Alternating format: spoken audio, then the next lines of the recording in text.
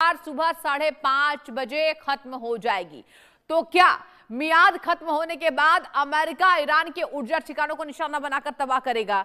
क्या अब ईरान के इंफ्रास्ट्रक्चर को निशाना बनाया जाएगा?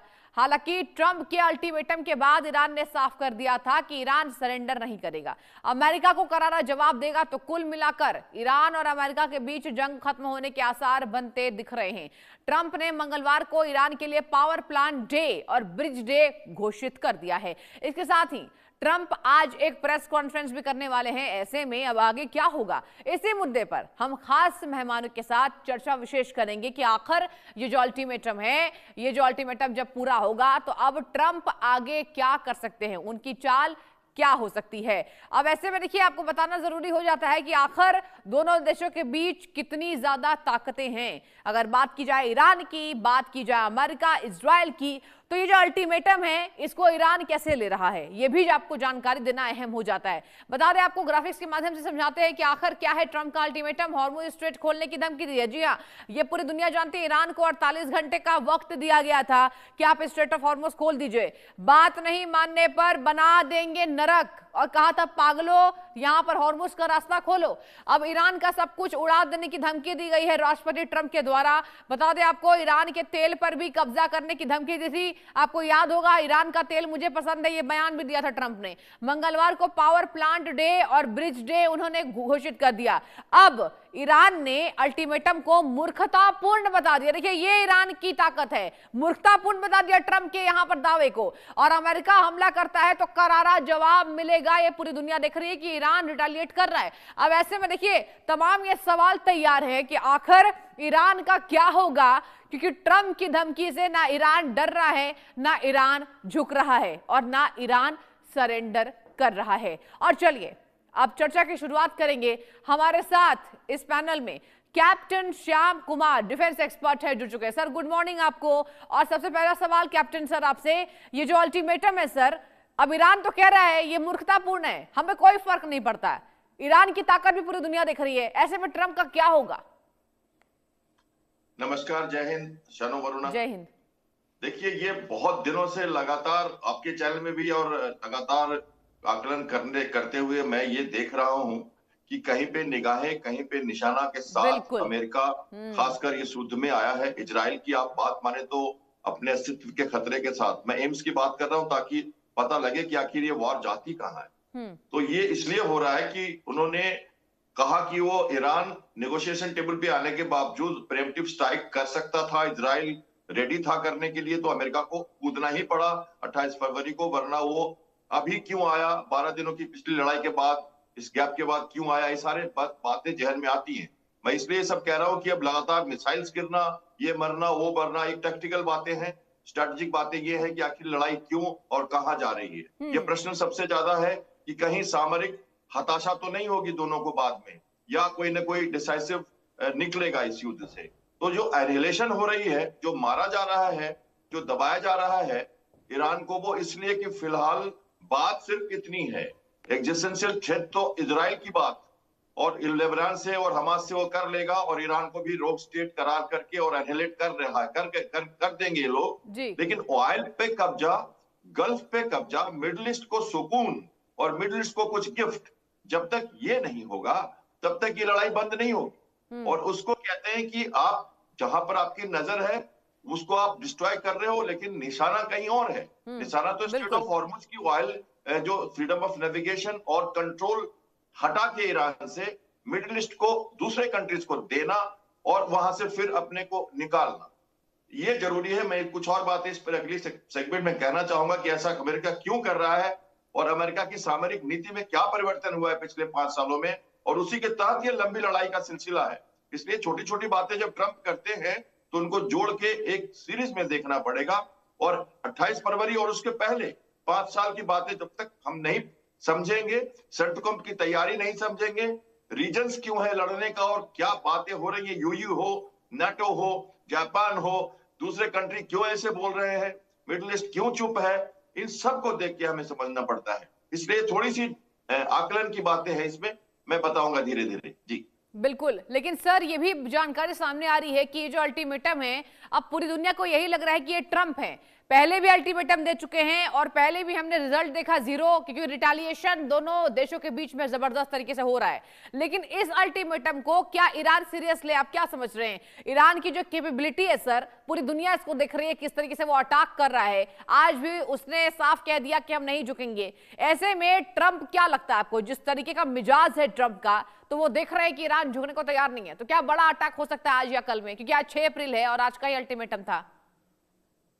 पहले तो मैं ये बता दूं कि मैं उस संजय, महाभारत के संजय की जमात में शामिल रहना चाहता हूं जो अभी भी देख रहे हैं युद्ध को और थोड़ा धृतराष्ट्र को समझा भी रहे हैं। तो वहां से मैं कहना चाहता हूं कि ये लड़ाई लंबी चलेगी, क्योंकि जिस हिसाब से अमेरिका यहाँ आया है, जिस हिसाब से गल्फ कंट्रीज चुप बैठे हैं, जिस हिसाब से पूरा विश्व ईरान को कंडेम कर रहा है और गुड बॉय सिंड्रोम के साथ प्रेसिडेंट ट्रम्प अपना काम करते जा रहे हैं, वो लंबे लक्ष्य की तरफ इशारा करता है। और वो ये लक्ष्य है कि ईरान को पूरी तरह से खलीफा बनने की जो उनकी जो वजूद था उसको खत्म कर देना। और मिडिल ईस्ट में लगातार जो गल्फ का पानी में उबाल कई बार आ चुका है और एनर्जी सेक्टर्स को कई बार इफेक्ट कर चुका है ईरान। हम नहीं भूल सकते 14 अप्रैल 1988 को, जब ऑपरेशन अर्मिसविल के तहत कुवैत के एक टैंकर को अमेरिकन वारशिप स्कॉट कर रहा था इसी हॉर्मुज से, और माइन से टकराया, 27 से ज्यादा सेलर जख्मी हुए। बड़ी मुश्किल से वो शिप बचा और उसकी रिवेंज में 18 अप्रैल 98 को 4 दिनों के बाद ऑपरेशन फ्लाइंग मैंटिस लॉन्च किया अमेरिका ने और सारी नेवी के सारे शिप्स को डुबो दिया ईरान के, और उसके बाद इराक ईरान युद्ध बंद हुआ था। तो ये पहली बार नहीं हो रहा। हाँ, अब एक चेंज आया है अमेरिका की पॉलिसी में, और वो ये है इन्वेजन नहीं, इंसर्शन एंड विड्रॉल। तो जब वो कहते हैं 3 हफ्ते के बाद हम यहां से वापस आ जाएंगे, तो बेसिकली अमेरिकन लोगों को अपनी पॉलिसी को दोहरा रहे हैं कि अब हम इन्वेजन नहीं करते कहीं। अफगानिस्तान के बाद से उन्होंने फौजें हटा ली और अब बिल्कुल मोबाइल इंगेजमेंट, वेनेजुला हो या वो हमास की बात करते हैं या वो ग्रीनलैंड की बात करते हैं या यूक्रेनियम को उन्होंने छोड़ दिया हाथ की अपने आप देखो, या स्टेटमेंट की अपना तेल लेके जाओ हॉर्मुज से। ये सब इसी तरह इशारा करता है कि अमेरिका परमानेंट इंगेजमेंट में अब नहीं जाता है कहीं, जहां भी जाएगा काम करेगा और निकलेगा। हालांकि मिडिल ईस्ट में उसकी सेनाएं हैं, बेसेज हैं, पर वो इन्वेजन नहीं करेगा ईरान का, ये मान के चलिए। तो क्या करेगा वो? जुगलर वेन पकड़ेगा, उसका नकेल कसेगा। मैं उसको एक टर्म देता हूं जो डी डे में होगा, जब दिन आएगा, वो अभी नहीं आया है मेरे ख्याल से। तो आपका जो प्रश्न है 48 घंटे वाला, मुझे नहीं लगता कि अभी, ये साइकोलॉजिकल वॉरफेयर है, कई बार वार्निंग दे चुके हैं।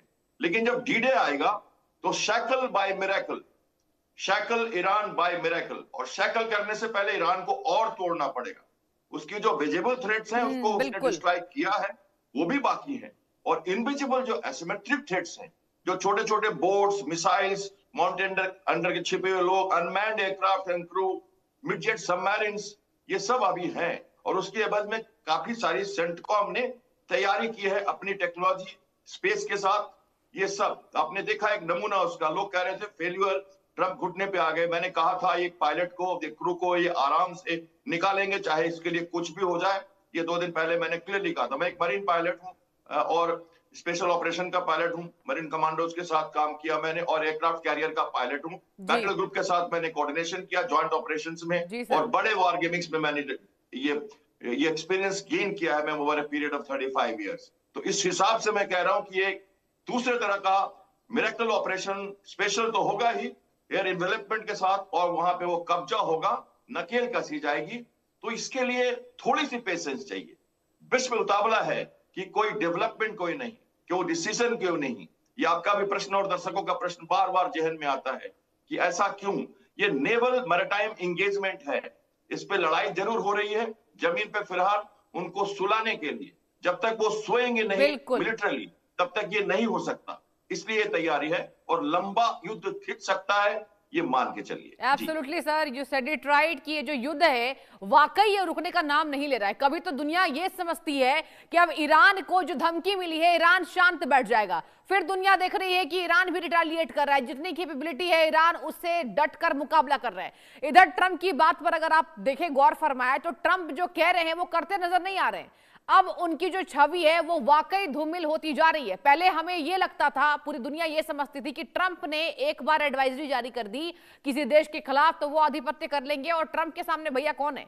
लेकिन यहां पर ईरान ने कहीं ना कहीं सर झुका दिया ट्रंप को, ऐसा आप भी मानते हैं क्या?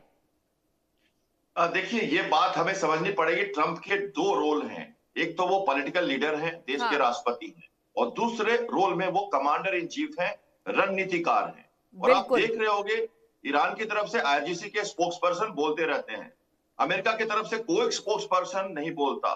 सिर्फ एक बार सेंटकॉम के कमांडर एडमिरल ब्रैड कूपर ने कहा कि हमने उनके 10-12 हजार टारगेट डिस्ट्रॉय किए हैं, उनके नेवल कमांडर को मारा है। आपको समझना चाहिए, as a commander in chief साम दाम दंड भेद ईरान को कर रहे हैं छेद, होगा ईरान को बहुत खेद, तो करना ही पड़ेगा ना। अब ये मैं नहीं कहता हूं कि वो बहुत भाले डिप्लोमेट है, पर ऐसी बातें करके वो ध्यान बटाते हैं, साइकोलॉजिकल वॉरफेयर करते हैं, मनोबल तोड़ते हैं, कर्ण के शल्य हैं, वो डिमोरलाइज करते हैं ईरान को। और आप अगर कह सकते हो कि फेल्यूर है, तो मैं आपको बताऊं, ये जो एयरक्राफ्ट का टूटना, F-15 का गिरना, F-35 का इंजर्ड होना, AC-130 रिपर्स ड्रोन मारे जाना, लुकस ड्रोन मारे जाना, वॉर वेस्टेज कैपेबिलिटी। आपने एक स्टेटमेंट सुना, बहुत कैलिब्रेटेड। जैसे उनसे पूछा कि आपका दूसरा एक क्रू अभी तक रेस्क्यू क्यों नहीं हुआ, उन्होंने एक ही बात बोली, बहुत ही कैलिब्रेटेड, हम युद्ध में हैं। और अगले दिन उन्होंने रिकवर कर ली। कुछ नहीं बोलना था उनको, क्योंकि कुछ बोलते तो वहां कंप्रोमाइज हो जाता। CIA की जीत है, इंटेलिजेंस की जीत है, बहुत जबरदस्त प्लानिंग की गई, स्पेस से मैनेजमेंट की गई, स्पेशल फोर्सेस, मरीन्स और एक एयरफोर्स, तीनों ने मिलकर प्रहार किया। Top level management, top level decision making, top level commander का रहना मौजूद, कोई भी एस्केलेशन हो तो उसको कैसे कैप्चर करना, डाइवर्जेंस बिल्कुल छिपा के रखा गया होगा एक दिन, CIA का लोकल सपोर्ट, उसके बिना ये नहीं हो पाया इतने इनसाइड टेरिटरी में, इतना जबरदस्त प्रोफेशनल काम। मैं कॉम्बैट सर्च एंड रेस्क्यू का पायलट हूं, और इंसर्शन और एक्सर्शन कमांडोज को कैसे किया जाता है, कैसे निकाला जाता है फायर के साथ, अंधेरी रात में एक लाइट्स के साथ, वो सब हम समझते हैं। तो उसको मैं एक्चुअली वस्तु स्थिति को देख रहा हूं, ये प्रोफेशनल बातें हैं। वो यहाँ पे वॉर वेस्टिंग रिजर्व, जैसे अगर पहले दिन युद्ध शुरू हुआ, आपके पास 100 जहाज है, तो अगले दिन 20 ही बचेंगे, ये प्लान करके हम चलते हैं। इसलिए उन्होंने कहा था हम युद्ध में हैं, युद्ध में होंगे तो डैमेजेस होंगे। ये पहले सोचना होता है कि हम युद्ध में क्यों जा रहे हैं। एक बार युद्ध होता है तो पब्लिक तैयार होती है। आपके साथ मैं चर्चा में वापस लौटूंगी, एक बड़ी खबर का रुख कर लेते हैं। ईरान पर बड़े हमले की तैयारी में अमेरिका है। बता दें आपको, बंकर बस्टर बम लादकर उड़े अमेरिकी विमान, 100 से ज्यादा फाइटर जेट भी आए नजर, जहां F-25, F-35 विमान बम बरसाने को तैयार है। तो ये बड़ी जानकारी आपके टीवी स्क्रीन पर। कैप्टन सर हमारे साथ लगातार चर्चा में जुड़े हुए हैं। कैप्टन सर, आपके पास आते हुए, ये जो तैयारी आप ठीक कह रहे थे सर कि ये जो युद्ध है ये रुकने का नाम अभी नहीं लेगा, और इस युद्ध को हमें स्ट्रैटेजिक तरीके से समझना होगा। आपने जिस तरीके से चर्चा की शुरुआत में बात कही थी, वाकई सर अब स्ट्रैटेजी नजर आ रही है। ये बोल देना वन लाइनर कि ना ट्रंप झुक रहे हैं ना ईरान झुक रहा है, ये मुनासिब नहीं है, हमें स्ट्रैटेजी समझनी होगी। सर बिल्कुल सही कहा आपने।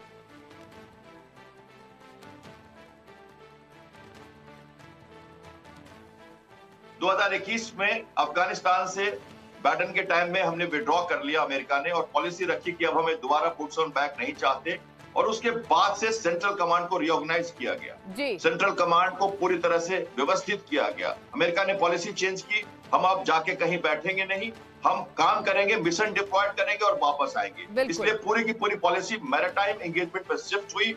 सेंटकॉम में इजराइल को यूकॉम से निकाल के, यूरोपियन कमांड से निकाल के मिडिल ईस्ट सेंट्रल कमांड में लाया गया, उसको ब्रीफिंग में डाला गया, 6 कंट्रीज को इंटीग्रेट किया गया, मैरीटाइम एक्सरसाइजेज हुई 10 से ज्यादा, और उन्होंने 100 से एक फोर्स बनाई AI अनमैन्ड बोट्स की, 100 से ज्यादा बोट्स, CTG-153 और CTG-156 के तहत उन्होंने कई सारे एक्सरसाइजेज किए ओमान की खाड़ी में। और उसके डर से ईरान ने 20 से ज्यादा एम्फीबियस लैंडिंग करी काउंटर करने के लिए थ्रेट को 4 सालों में। और सबसे अच्छी बात आपको मैं बताऊं, एडमिरल ब्रैड कूपर जो नेवल ऑफिसर हैं, पहली बार सेंट्रल कमांड के चीफ बनाए गए पिछले साल अगस्त में। ये मैरीटाइम एंगेजमेंट की बात कर रहा हूं मैं। ये इसके पहले वहां के नेवी के चीफ थे सेंट्रल कमांड के 1 साल, और 4 साल तक 21 से 25 बाइडेन के टाइम में मरीन फोर्सेस के USA के कमांडर थे। तो ये मरीन और स्पेशल फोर्सेस और नेवी से आते हैं। और एक और बात बताऊं मैं आपको, जनरल जो उनको आर्मी चीफ को हटाया गया है 2 दिन पहले, ये इन्फेंट्री के ऑफिसर हैं, कन्वेंशनल वॉरफेयर में विश्वास करते हैं और ये इंटेंट वर्सेस डेंट, ये अमेरिका को अटैक करने के लिए मना करते थे। उस तरह की अटैक ना करें हम, क्योंकि बूट्स ऑन ग्राउंड होंगे। बूट्स ऑन ग्राउंड होंगे ही नहीं मैम, मैं बताता हूं आपको क्यों। तो एडमिरल को लाया गया है और जनरल क्रिस्टोफर जिनको आर्मी चीफ बनाया गया है, ये आपको बड़ा आश्चर्य होगा जान के, ये इसके पहले ये पिट्स हेक जो है हमारे डिफेंस सेक्रेटरी, उनके एड थे। और 82 एयरबोर्न ब्रिगेड जो आ रही है वहां पे पैराशूट से उतरने के लिए, ये उसके चीफ थे 2 साल तक। ये सब वो लोग हैं जो व्हाइट हाउस की लाइन टो कर रहे हैं और अमेरिका की लाइन टो कर रहे हैं। एक और आश्चर्य की बात करूं मैं, अगर आप कहो कि ट्रंप ने लड़ाई शुरू की, तो नहीं, ट्रंप ने अमेरिका की लाइन टो की है। ट्रंप से आने से पहले ये सारी तैयारियां की गई थी, उन्होंने नहीं किया है। उन्होंने इसको बल देके आगे बढ़ाया। इसको आप कहते हैं पॉलिटिकल बिल का उन्होंने आंच दी है आग में। इसको जो लोग समझ रहे हैं उनको समझना होगा कि लड़ाई बहुत सोच समझ के लड़ी गई है। इतना कोई परेशान नहीं होता। बच्चों की कसम, ग्रैंडसन की कसम, आने वाले का विश्वास, अमेरिका याद रखेगा इसको। ये सारी बातें वो क्यों कह रहे हैं, कल्चरली इंटीग्रेट करके क्यों इतने आगे बढ़ रहे हैं। और कहते तो है ये फाइल वो फाइल, कॉस्ट इफेक्टिवनेस, कई लोगों का सपोर्ट नहीं है, इलेक्शन है। पॉलिटिकल बातें एक तरफ, देश होम फ्रंट एक तरफ, वार फ्रंट एक तरफ। जो लड़ाई हो रही है, जो विजिबल और इनविजिबल चीजें वहां दिख रही हैं, अगर उसको आकलन करें उसी हिसाब से और पॉलिटिकल चीजों को छोड़ें, तब इसका आकलन सही दिखता है। लेकिन सर एक और सवाल है मेरा आपसे। सर अगर बात की जाए इजराइल की, तो आप इजराइल को अभी इस वक्त इस मोड़ पर कैसे देख रहे हैं? क्या हम ये माने कि इजराइल लंबे समय तक युद्ध में बना रहेगा, अमेरिका बना रहे चाहे नहीं बना रहे? अब अमेरिका के यहाँ पर जिस तरीके से यहाँ पर चेंज हुई है रिजीम, कुछ वहां लोगों को हटा दिया गया है पद से, वो लोग तो ये कह रहे हैं कि अमेरिका को जरूरत नहीं थी, केवल दबाव में युद्ध करते नजर आए राष्ट्रपति साहब। क्या कहेंगे सर इस पर? मैं इसको नहीं मानता हूं कि अमेरिका इजराइल के दबाव में युद्ध में आया है। बिल्कुल। वो अपनी पुरानी बातों को लेके 40-50 साल का इतिहास, 79 से जो है, ये खर्ग उनका था, खर्ग आइलैंड जिसको वो वापस लेना चाह रहे हैं। ये अमोनिका कंपनी अमेरिका की 1960 में उन्होंने बनाया था। चप्पा चप्पा उन्हें अमेरिका ईरान का मालूम है, ये उनकी जगह थी और वो चाहते हैं कि ये वापस आए। कई बार अटेम्प्ट हुए इनडायरेक्टली, अब ये डायरेक्ट उन्होंने किया। इजराइल की बात करें तो अपने अस्तित्व के खतरे के तहत उसने अटैक किया है और उसके लिए वो ज्यादा एक्चुअली ईरान से कम और इजराइल से, लेबनान से ज्यादा लड़ रहा है। वहां ग्रेटर इजराइल की चिंता उसको है। हमास को डिसमिनेट करने के बाद उसे लेबनान से निपटना है। और आपको एक और बात बताऊं, आश्चर्य की बात, सबसे ज्यादा अटैक ईरान ने यूएई पे किए हैं और दूसरे नंबर पे कुवैत, तीसरे पे बहरीन, चौथे पे कतार, उसके बाद आता है इजराइल और पांचवे पे सऊदी अरबिया। अब आप सोच सकते हो कि ये पैटर्न क्या है। ये पैटर्न उनकी नहीं है। अमेरिका को गल्फ चाहिए और इजराइल को चाहिए ग्रेटर इजराइल। तो ये एक्जिस्टेंशियल थ्रेट को खत्म करके, हैंडलेट करके मिलिट्री इजराइल तो चुप हो जाएगा, लेकिन अमेरिका इससे आगे जाएगा। और वो बात वो कह रहा है कि आओ तेल लो, उसने ट्रैप करके ल्यूर किया, स्टेट ऑफ हॉर्मुज बंद करवाया अटैक करने के बाद, ताकि ईरान को ये लगा कि इसी से वो अपने विश्व की पकड़ बना सकता है। वो ल्यूर होके आ गया, अब वो सैक्रिफाइशियल गोट बन गया। अब विश्व उसको कंडेम कर रहा। तो ट्रंप की तो बल्ले बल्ले दोनों तरफ से मिलिटरी मार रहे हैं और विश्व का ध्यान उसके अगेंस्ट जा रहा है। लोग कह रहे हैं ट्रंप घुटनों पर है, इसलिए कह रहे हैं कि लंबी लड़ाई है। नहीं, लंबी लड़ाई तो होगी, मैरीटाइम एंगेजमेंट होने वाली है। इसलिए ये पेशेंस रखना जरूरी है, क्योंकि निशाना बड़ा है। इजराइल अपना काम करके बैठ जाएगा, लेकिन अमेरिका नहीं बैठेगा। करना है स्टेट ऑफ हॉर्मुज, यूएई और सऊदी अरबिया को फंक्शनैलिटी बदलनी है, ओमान को बढ़ाना है आगे। ओमान भी चुप है, डबल रोल, कभी कुछ बोलता है कभी कुछ बोलता है, लेकिन चुप है। वो भी जीसीसी का सदस्य है, वो भी गल्फ कंट्री में है, तो वो चुप है। और ये बातें जब तक नहीं होंगी, फ्रीडम ऑफ नेविगेशन पे कब्जा नहीं होगा, ये टोल टैक्स ये सब जो वो कर रहा है, पार्लियामेंट में अपनी पास करा रहा है बिल की स्टेट ऑफ हॉर्मुज हमारा है और ओमान से कह रहे हैं हम बात करके अपनी डिस्प्यूट ठीक कर लेंगे, ये सब नहीं चलेगा। तो अमेरिका रुकेगा गल्फ के लिए, वो तो था ही वहां, और इजराइल अपना काम करके बैठ सकता है, जैसा मैं मानता हूं। हालांकि सपोर्ट तो लगातार इजराइल का रहेगा। मेरा आपसे सवाल है सर, अगर बात की जाए तो देखिए, अगर ट्रंप ये कह रहे हैं कि ईरान का तेल मुझे बेहद पसंद है, और अगर ऐसा मान लेते हैं हम कि अब ईरान जो है कुछ दिन में चलिए सरेंडर कर दे, ऐसा स्पेकुलेशन है, मेरा एक सवाल है आपसे इससे जुड़ा, तो आपको क्या लगता है सर, क्या तेल भंडार पर कब्जा कर पाएंगे? अगर ईरान के पास सारे हथियार खत्म हो जाए, सारी कैपेबिलिटी सैन्य खत्म हो जाए, तो क्या इज दिस पॉसिबल कि वहां ईरान के ऊपर तेल पर कब्जा कर सकते हैं ट्रंप साहब? What do you think? AIIMS क्या थी? रोग स्टेट।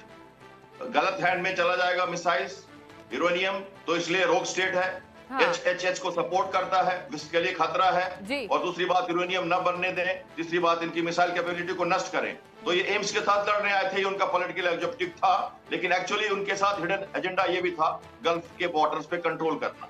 तो ईरान को एनिहिलेट मिलिट्रीली तो करना पड़ेगा, और इतना करेंगे, इसलिए मैंने स्टार्ट में ही कहा शैकल बाय मिरेकल, या मैं उसको दूसरे टर्म यूज करता हूं, मैंने आर्टिकल्स में जो लिखा है अपने, catching Iran by jugular when.